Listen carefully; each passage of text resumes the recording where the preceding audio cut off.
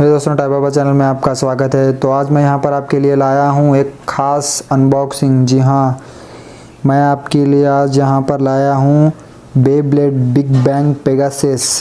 ये अमेजिंग एक बेब्लेड है जो मैंने इसको परचेज़ किया था ऑनलाइन से। तो इसकी क्वालिटी बहुत बढ़िया है दोस्तों। चलिए एक बार इसको ओपन कर लेते हैं और देखते हैं ये बेब्लेड किस तरह का है।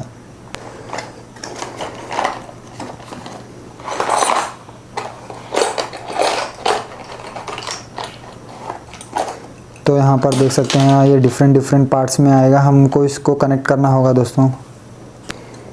तो यहाँ पर आप देख सकते हैं इसको अलग अलग मटेरियल दिया गया है। यहाँ पर ये देखिए, और ये रहा इसका लॉन्चर। क्वालिटी तो बहुत ही ऑसम है दोस्तों इसकी।